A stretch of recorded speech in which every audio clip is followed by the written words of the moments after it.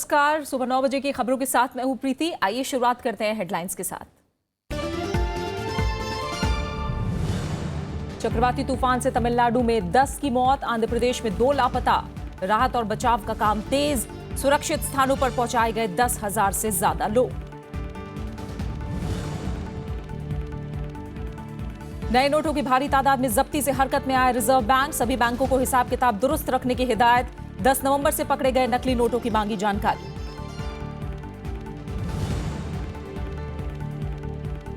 गोवा में बीजेपी की सहयोगी एमजीपी के 2 मंत्रियों की कैबिनेट से छुट्टी। सरकार के खिलाफ आक्रोश दिखाने के बाद मुख्यमंत्री का फैसला, कांग्रेस की विधानसभा भंग करने की मांग।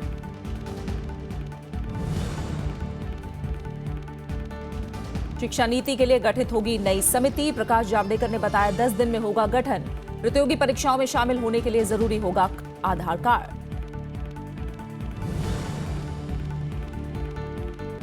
और विश्व बिलियर्ड्स चैंपियनशिप पर पंकज आडवाणी का कब्जा। सिंगापुर के पीटर गिलक्रिस्ट को हराकर जीता खिताब। जूनियर हॉकी विश्व कप के क्वार्टर फाइनल में भारत।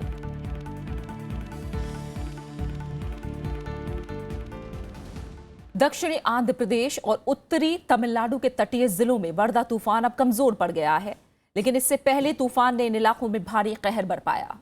तमिलनाडु में इस तूफान के चलते 10 लोगों को अपनी जान गंवानी पड़ी, जबकि आंध्र प्रदेश में 2 मछुआरे लापता हैं। इमारतों और गाड़ियों को नुकसान पहुंचाने के साथ ही बिजली और दूरसंचार सेवा भी कई इलाकों में बुरी तरह से बाधित हुई है। केंद्रीय गृह मंत्री राजनाथ सिंह ने तमिलनाडु और आंध्र प्रदेश के मुख्यमंत्रियों से बात करके हर मुमकिन मदद का भरोसा दिलाया। दक्षिणी आंध्र प्रदेश और उत्तरी तमिलनाडु के तटीय जिलों में सोमवार को आए वर्दा तूफान का कहर अब थम गया है। चेन्नई एयरपोर्ट खुलने के साथ सड़कों पर मलबा हटाने का काम भी तेजी से हो रहा है। चेन्नई तट पर सोमवार दोपहर 3 से 5 बजे के बीच तूफान के टकराते वक्त भारी बारिश के साथ 100 किलोमीटर प्रति घंटे से भी अधिक रफ्तार से हवाएं चली थी, लेकिन राहत की बात यह है कि सोमवार रात तक हवा की गति घटकर 60 से 70 किलोमीटर प्रति घंटा रह गई। इससे राहत और बचाव के काम में भी तेजी आई है। तमिलनाडु के अलग अलग इलाकों में 10,000 से ज्यादा लोगों को 296 राहत शिविरों में पहुंचाया गया है। एनडीआरएफ की 19 टीमें और एसडीआरएफ की 4 टीमें प्रदेश में अलग अलग जगहों पर इस काम में जुटी हैं। एनडीआरएफ क्लोजली मॉनिटर कर रही सिचुएशन स्टेट गवर्नमेंट अथॉरिटीज के साथ, और आईएमडी और इनकॉइस और सीडब्ल्यूसी के साथ हमारा रेगुलर मॉनिटरिंग चल रहा है, ताकि मिनट टू मिनट खबर हमें मिलती रहे, ताकि हम एक इमीडिएट स्पेशलाइज्ड रिस्पांस सिस्टम के लिए तैयार रहें। इससे पहले सोमवार शाम को तूफान की वजह से पीड़ित इलाकों में जगह जगह पेड़ उखड़ गए, गाड़ियां तहस नहस हो गईं और बिजली के खंभे टूट गए। सिर्फ चेन्नई में ही सोमवार तड़के से लेकर शाम 6 बजे तक 16 सेंटीमीटर बारिश हुई। तमाम तरह की दिक्कतों के चलते चेन्नई, कांचीपुरम और तिरुवल्लुर जिलों में शैक्षिक संस्थान आज भी बंद हैं। मौसम विभाग ने आंध्र प्रदेश और तमिलनाडु में अगले 24 घंटे तक बारिश की आशंका जताई है। उधर तूफान का रुख अब कर्नाटक और केरल की तरफ होने से वहां की राज्य सरकारें भी अलर्ट पर हैं। केरल सरकार ने राज्य आपदा विभाग को पूरे हालात पर नजर बनाए रखने को कहा है। Bureau report, Rajya Sabha TV. नोटबंदी के बाद से देश के अलग अलग हिस्सों में पैसे और सोने की बरामदगी लगातार जारी है। असम के गुवाहाटी में कल एक कारोबारी के घर से 1.5 करोड़ से ज्यादा के नए नोट पकड़े गए। सीआईडी ने इस पूरे मामले को आयकर विभाग को सौंप दिया है। आयकर विभाग ने जयपुर में अर्बन सहकारी बैंक पर छापा मारकर 1 करोड़ 56 लाख रुपए जब्त किए। इसमें 1 करोड़ 38 लाख के 2,000 के नोट हैं। राजस्थान पुलिस ने 3 लोगों को 64 लाख रुपए के साथ गिरफ्तार किया है। इसमें 58 लाख रुपए के 2,000 के नोट हैं। दिल्ली के इंदिरा गांधी एयरपोर्ट पर सुरक्षा बलों ने 6 लोगों से 16 किलो सोना बरामद किया है। वहीं विजयवाड़ा में नए नोट बदलने के आरोप में 11 लोगों को गिरफ्तार किया गया है। इस बीच दिल्ली की एक अदालत ने एक्सिस बैंक के निलंबित ब्रांच मैनेजर को 3 दिन के लिए प्रवर्तन निदेशालय की कस्टडी में भेज दिया है।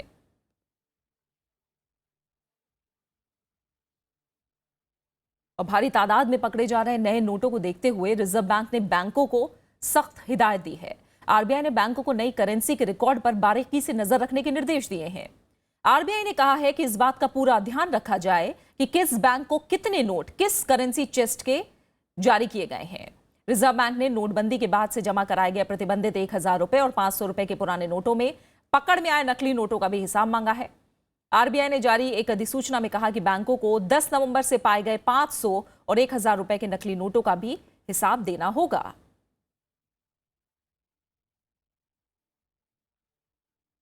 सरकारी पेट्रोल पंपों पर डिजिटल भुगतान करने के बदले 0.75% की छूट मिलनी शुरू हो गई है।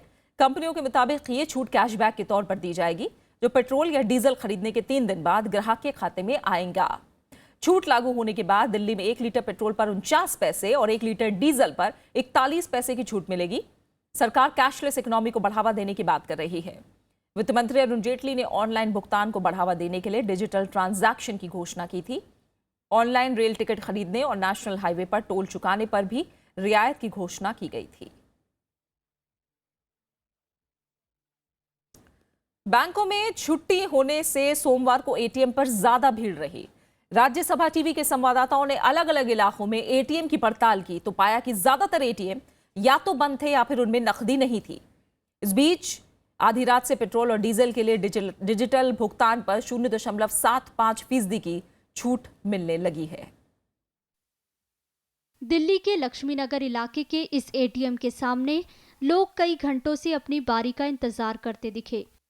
3 दिन से बैंक बंद होने से लोगों के पास एटीएम ही आखिरी सहारा था। बड़ा बाजार होने के साथ लक्ष्मीनगर में बाहर से आए हजारों छात्र भी रहते हैं।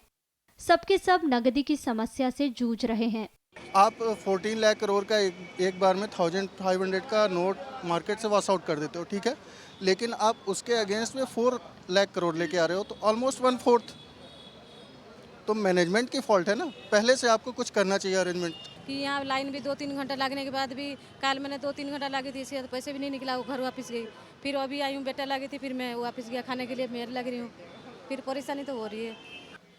हम इस वक्त खड़े हैं दिल्ली के कनॉट प्लेस में, जहां कई एटीएम बंद हैं और जो खुले भी हैं इक्का दुक्का, वहां पे सैकड़ों लोग खड़े हैं, घंटों से खड़े हैं, लेकिन पैसे हैं कि निकलने का नाम नहीं ले रहे। कनॉट पैलेस में भी लोग नकदी के लिए एटीएम के चक्कर लगाते रहे। कुछ लोगों को पैसा मिला, लेकिन कुछ को मायूसी हाथ लगी। सारी जगह यही हाल है, आधे से ज्यादा एटीएम बंद है, ठीक है, जो चालू है उसमें भी बहुत भीड़ है, उसके कारण पैसे नहीं निकल पा रहे हैं। मोदी कहते हैं कैशलेस बनाना है, इतनी गरीबी है देश में, पहले उसको तो ठीक कर लो, उसके बाद कैशलेस हो सकता है, फौरन नहीं बन सकता ये। करोल बाग में भी हालात कुछ ऐसे ही थे। यहाँ कुछ एटीएम का तो शटर ही गिरा था और जो कुछ खुले भी थे उनमें नकदी नहीं थी। 1 महीने से इसमें केवल एक बार पैसा आया है। हमें सरकार से कोई गुस्सा नहीं है, बैंक प्रशासन से गुस्सा है। हमारे अभी फादर इस बार हो गए थे, मतलब उनमें भी मतलब उनको भी जलाने के लिए कह रहे थे कि भैया पहले वो वाले नोट लाओ, उनके लिए भी बहुत दिक्कतें आई, मतलब बहुत। और जो जिन्हें एटीएम नहीं चलाना आता, मतलब जो गांव के लोग हैं वो क्या करेंगे। नोटबंदी को 1 महीने से अधिक हो गया है। मंगलवार को जब बैंक खुलेंगे तो वहाँ भीड़ बहुत होने की आशंका है। प्रधानमंत्री मोदी ने जनता से 50 दिन तक संयम रखने की अपील की थी, लेकिन अब जनता का संयम कहीं ना कहीं टूटता नजर आ रहा है कि वो सवाल पूछ रही है कि अगर छुट्टी वाले दिन भी वो इसी तरह लाइन में खड़ी रहे तो उसके अच्छे दिन कब आएंगे। कैमरा पर्सन नवीन के साथ अनु दीवान, राज्यसभा टीवी, दिल्ली। नोटबंदी ने मनरेगा योजना पर भी बुरा असर डाला है। अंग्रेजी अखबार टाइम्स ऑफ इंडिया के मुताबिक रोजगार गारंटी देने वाली इस योजना में अक्टूबर के मुकाबले नवंबर में 23% रोजगार घटा है। नोटबंदी के चलते जिन लोगों को काम नहीं मिला उनकी तादाद 23.4 लाख हो गई है, जो अक्टूबर से दुगनी है। इतना ही नहीं, पिछले साल नवंबर के मुकाबले इस साल नवंबर में मनरेगा के तहत मिलने वाले काम में 55% की गिरावट दर्ज की गई है। वित्तीय साल 2015-16 में इस योजना पर सबसे ज्यादा यानी 56,000 करोड़ रुपए खर्च हुए। इनमें 12,000 करोड़ रुपए बकाया मजदूरी के भुगतान पर खर्च हुए। इस स्कीम से 2015-16 में पिछले 5 साल में सबसे ज्यादा रोजगार मिला। हालांकि रोजगार गारंटी स्कीम समय पर भुगतान के मामले में लगातार पिछड़ती जा रही है और अब तक सिर्फ 34.3% भुगतान समय पर दिया गया है। नोटबंदी का फैसला बिना पहचान पत्र वाले लोगों के लिए मुसीबत लेकर आया है। बैंकों में ऐसी व्यवस्था नहीं है जिससे बिना पहचान पत्र वालों की मदद हो सके। सरकार की ओर से भी बिना पहचान पत्र वाले लोगों के लिए कोई निर्देश नहीं दिया गया है। ऐसे में लोगों को समझ में नहीं आ रहा है कि वो कैसे कैश निकालें। ये है असीम, जो फर्खाबाद के गांव अमेठी जदीद का रहने वाला है। इसकी पहचान जरदोजी के कारीगर के तौर पर गांव में है, लेकिन उसके पास कोई पहचान पत्र नहीं है। नोटबंदी के बाद से असीम को मुश्किलों का सामना करना पड़ रहा है। आईडी मेरे पास नहीं है, मैं पैसे जमा कैसे करूँगा, आप कैसे बदलूँगा आपके पास? घर में बहुत दिक्कत आ रही है, जो पैसा नहीं है मेरे कने, कहाँ से आपको, मेरे कने कुछ आईडी है ही नहीं, आपको कहाँ से बदलें आपको पैसा ऐसा। असीम का 5 लोगों का परिवार है और किसी तरह से उनकी गुजर बसर चलती है, लेकिन नोटबंदी के बाद से उन्हें समझ नहीं आ रहा कि वो क्या करें। मेरा लड़का है, इसकी कोई आईडी नहीं है, ना कोई ग्रुप है, ना कोई आधार कार्ड, ना पहचान पत्र, कुछ भी नहीं है इसका। ये काम करता है, ये पैसे लेके आया, कहाँ से जमा करे, कहाँ से खर्चा चलाए।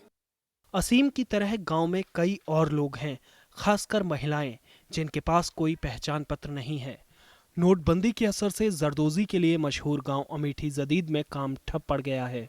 बिना पहचान पत्र के लोगों को बैंक से बेरंग वापस लौटना पड़ता है।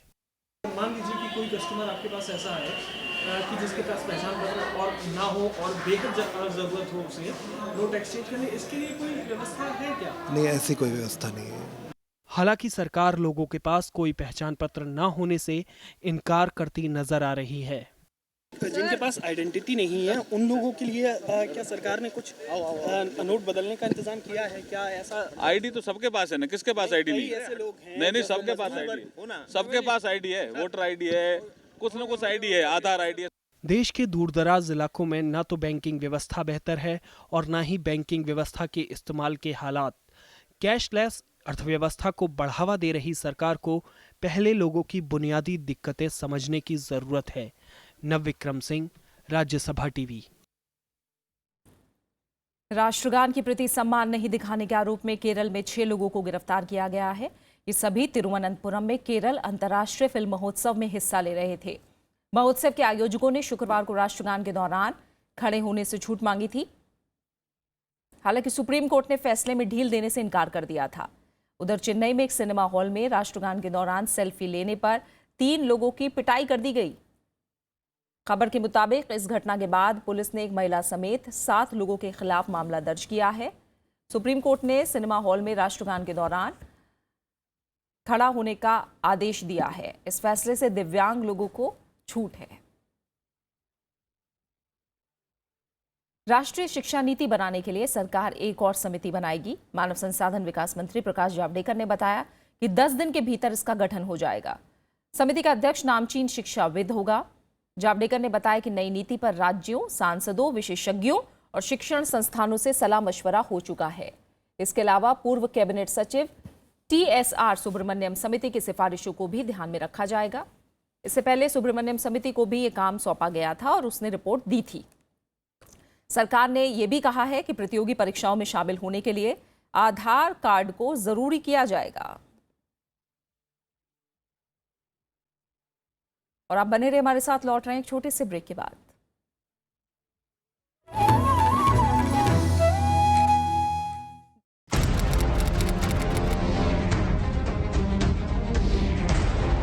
कलम की आंखों ने परखा इतिहास। मिसेस गांधी हैंडलिंग जो थी वॉर की, वो मास्टरली थी। वाजपेयी जी जब झगड़ा हो रहा था तो मुझसे कहते हैं जाते वक्त, इससे अच्छा तो ये है इंदिरा जी वापस आ जाए। कागज पर उतर आई हर बात।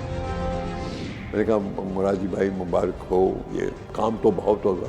हाँ, कम होता अगर तुम उस वक्त मुझे प्राइम मिनिस्टर बनने देते। देखा देश को बनते हुए, कामयाबी की मंजिलें तय करते हुए, कलम के सफर का नया अंदाज। श्रेष्ठ संपादकों से संवाद। पत्रकार को राजनीति नहीं करना चाहिए। कलम गवाह है। देखिए सिर्फ राज्यसभा टेलीविजन पर।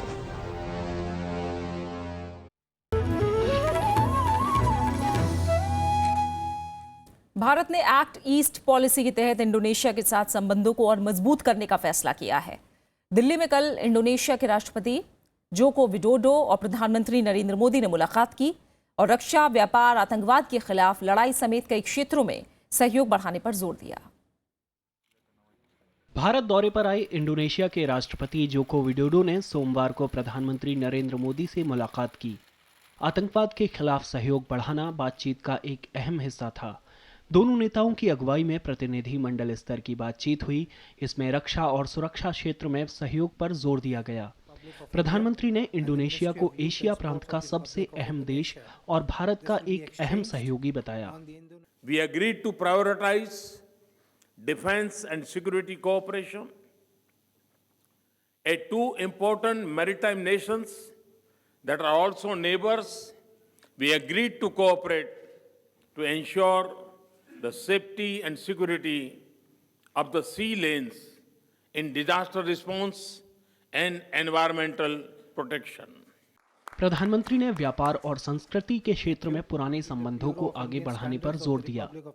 इंडोनेशिया के राष्ट्रपति जोको विडोडो ने दवा और सूचना तकनीक समेत दूसरे क्षेत्रों में व्यापारिक संबंधों को बढ़ाने की बात कही।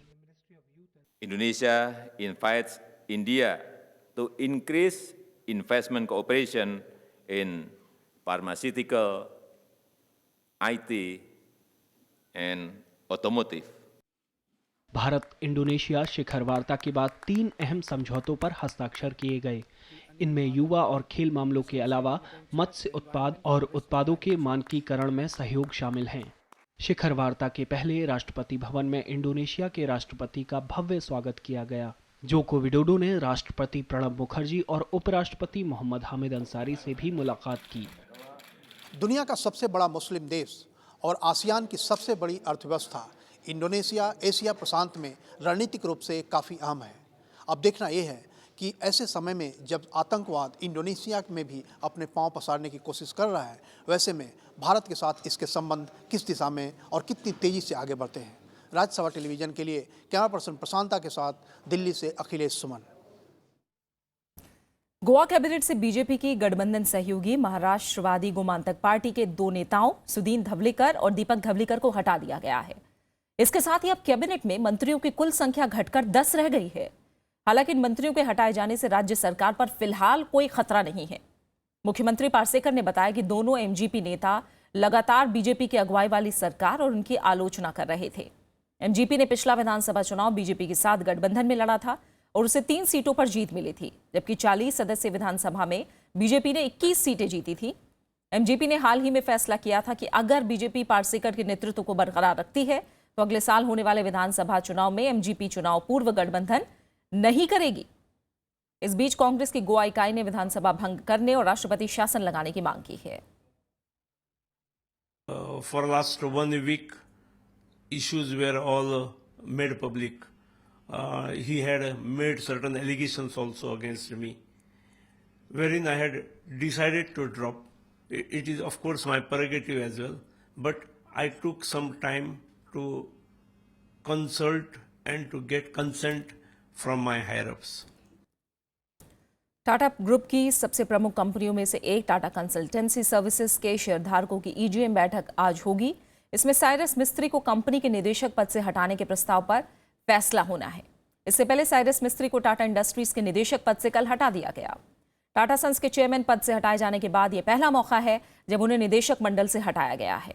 टाटा इंडस्ट्रीज के मुताबिक निदेशक पद से हटाए जाने के बाद वो कंपनी के चेयरमैन भी नहीं रहे। शेयरधारकों की विशेष बैठक में कल ये फैसला हुआ। टाटा इंडस्ट्रीज टाटा सन्स की सहायक कंपनी है। टाटा की कई कंपनियों की इसमें हिस्सेदारी है। मिस्त्री को 24 अक्टूबर को टाटा सन्स के चेयरमैन पद से हटा दिया गया था। 26 दिसंबर को टाटा पावर की ईजीएम भी है। इसमें मिस्त्री को निदेशक मंडल से हटाने पर विचार होगा। वेनेजुएला में नोटबंदी के बाद कोलंबिया से लगी सीमा 72 घंटे के लिए बंद कर दी गई है। कोलंबिया से नकली नोटों की तस्करी रोकने के लिए यह कदम उठाया गया है। राष्ट्रपति निकोलस मादुरो की मौजूदगी में हुई उच्च स्तरीय बैठक के बाद यह फैसला लिया गया। वेनेजुएला ने कल सबसे ऊंची कीमत के नोट 100 बॉलीवर को सिक्कों में बदलने की घोषणा की थी। यह कदम पड़ोसी देशों से बॉलीवर की तस्करी और महंगाई को काबू करने के लिए किया गया है। मौजूदा समय में अंतर्राष्ट्रीय मुद्रा बाजार में वेनेजुएला की मुद्रा बेहद कमजोर है। 100 बॉलीवर डॉलर के मुकाबले 3 सेंट से भी कम हो गई है। वेनेजुएला में महंगाई दर दुनिया में सबसे अधिक है, जहां लोगों को बुनियादी चीजें खरीदने के लिए भी ज्यादा कीमत चुकानी पड़ती है।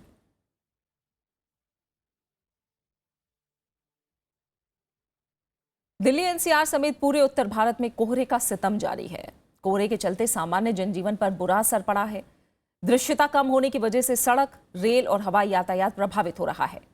कोहरे की वजह से 81 ट्रेनें देरी से चल रही हैं। 10 के समय में बदलाव किए गए हैं, जबकि 5 ट्रेनें रद्द कर दी गई हैं, जिसके चलते लोगों को रातें स्टेशन पर गुजारनी पड़ रही हैं। यही हाल एयरपोर्ट का भी है। 5 अंतर्राष्ट्रीय और 8 घरेलू उड़ानों में देरी हुई है। वहीं 2 घरेलू और अंतर्राष्ट्रीय उड़ानों को रद्द कर दिया गया है।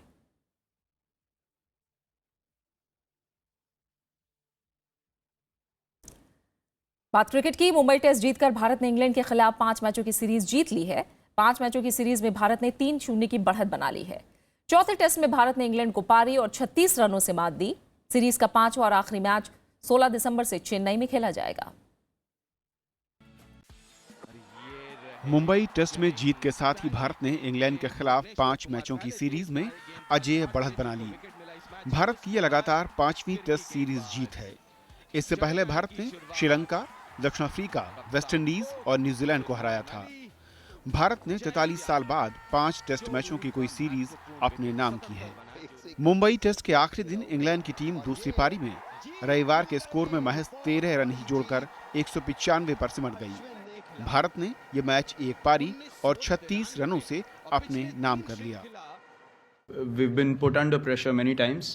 I think I would give my team a lot of credit for bouncing back from those tough situations. We haven't gotten anything on the platter. I think we've had to work hard for it. पहली पारी में 6 wicket लेने वाले off spinner Ashwin ने दूसरी पारी में 6 wicket लिए। अश्विन ने 43 टेस्ट मैच के अपने करियर में कुल 7वीं बार 10 या उससे अधिक विकेट लेने का कारनामा हासिल किया, जबकि 24वीं बार टेस्ट मैच की एक पारी में 5 या उससे अधिक विकेट लेने में वो कामयाब रहे। पहली पारी में 235 रनों की शानदार पारी के लिए कप्तान कोहली को प्लेयर ऑफ द मैच चुना गया। कोहली 1 साल में 3 बार दोहरा शतक लगाने वाले पहले भारतीय क्रिकेट खिलाड़ी बन गए। मुंबई टेस्ट में जीत के साथ ही भारत ने टेस्ट क्रिकेट में लंबे समय तक अपराजित रहने के करीब 30 साल पुराने रिकॉर्ड को दोहरा दिया है। बीते 1.5 साल से टीम इंडिया 17 टेस्ट में कोई भी मैच नहीं हारी है। इस दौरान भारत ने 13 टेस्ट मैच जीते हैं, 4 मैच ड्रॉ रहे हैं। बतौर टेस्ट कप्तान विराट कोहली की ये 13वीं टेस्ट जीत है। Bureau report, Rajya Sabha TV. वहीं पंकज आडवाणी ने 11वीं विश्व बिलियर्ड्स चैंपियनशिप का खिताब अपने नाम कर लिया है। कल 150 फॉर्मेट के फाइनल में उन्होंने सिंगापुर के पीटर गिलक्रिस्ट को 6-3 से हराया। म्यांमार के ओंग ताई को हराकर फाइनल में पहुंचे पंकज ने शुरू से ही गिलक्रिस्ट पर दबाव बनाए रखा और 8वें गेम तक 5-3 की बढ़त बना ली। इसके बाद उन्होंने गिलक्रिस्ट को वापसी का कोई मौका नहीं दिया। पंकज का ये 16वां विश्व खिताब है। वहीं जूनियर हॉकी विश्व कप में भारतीय टीम का विजयी अभियान जारी है। कल अंतिम ग्रुप मैच में दक्षिण अफ्रीका को 2-1 से हराकर भारतीय टीम क्वार्टर फाइनल में पहुंच गई। भारत की ओर से कप्तान हरजीत सिंह ने 11वें मिनट में पहला गोल किया। दक्षिण अफ्रीका ने 28वें मिनट में गोल करके स्कोर 1-1 से बराबर कर दिया। इसके बाद मनदीप सिंह ने 55वें मिनट में शानदार गोल करके भारत को जीत दिला दी। भारत की टूर्नामेंट में लगातार तीसरी जीत है। इससे पहले वो कनाडा और इंग्लैंड को हरा चुकी है। अब क्वार्टर फाइनल में भारत का मुकाबला स्पेन से होगा।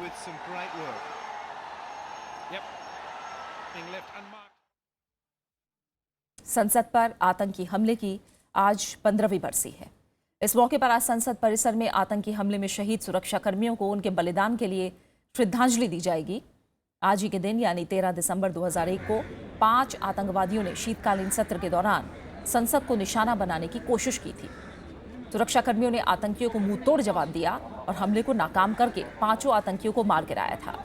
इस हमले में दिल्ली पुलिस के 5, सीआरपीएफ की 1 महिला कांस्टेबल, संसद सुरक्षा सेवा के 2 सहायक और संसद के 1 कर्मचारी को जान गंवानी पड़ी थी।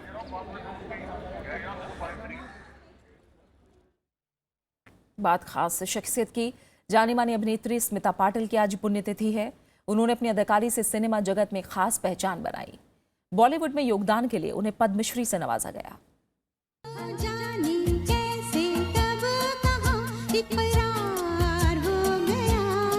फिल्म जगत की मशहूर हस्तियों में शुमार स्मिता पाटिल 1955 में महाराष्ट्र के पुणे में पैदा हुई। राजनीतिक परिवार से संबंध रखने वाली स्मिता ने अपनी बेहतरीन अदाकारी से फिल्मी दुनिया में वो मुकाम हासिल किया जिसके लिए उन्हें आज भी याद किया जाता है। हमने सनम को खत लिखा, खत में लिखा, ऐ दिलरुबा दिल की गली शहरे वफा। हमने सनम को खत लिखा, खत में लिखा। मराठी टेलीविजन में बतौर न्यूज रीडर काम करने वाले स्मिता पाटिल ने 1975 में श्याम बेनेगल की आई फिल्म चरणदास चोर में काम किया। 1977 में आई फिल्म मंथन ने बॉक्स ऑफिस पर शानदार प्रदर्शन किया। कलात्मक फिल्मों में अपनी अदाकारी का जौहर दिखाकर स्मिता पाटिल ने फिल्मी दुनिया में अपना सिक्का जमाया। उनकी फिल्म भूमिका, मंथन, चक्र, शक्ति, निशांत और नमक हलाल आज भी यादगार हैं। दुश्मन न करे दोस्त ने वो काम किया है, उम्र भर का गम हमें इनाम दिया है। स्मिता पाटिल को फिल्म जगत में उनके योगदान के लिए उन्हें 2 बार राष्ट्रीय फिल्म पुरस्कार मिला। उन्हें पद्मश्री से भी सम्मानित किया गया।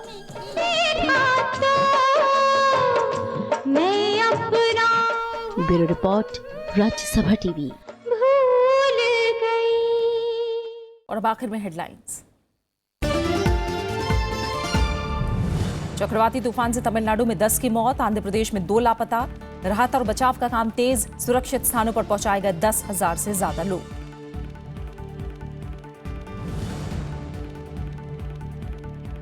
नए नोटों की भारी तादाद में जब्ती से हरकत में आया रिजर्व बैंक, सभी बैंकों को हिसाब किताब दुरुस्त रखने की हिदायत। 10 नवंबर से पकड़े गए नकली नोटों की मांगी जानकारी।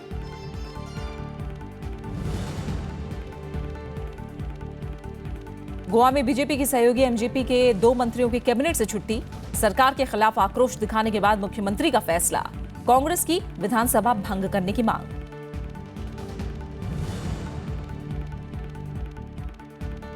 शिक्षा नीति के लिए गठित होगी नई समिति, प्रकाश जावड़ेकर ने बताया 10 दिन में होगा गठन। प्रतियोगी परीक्षाओं में शामिल होने के लिए जरूरी होगा आधार कार्ड।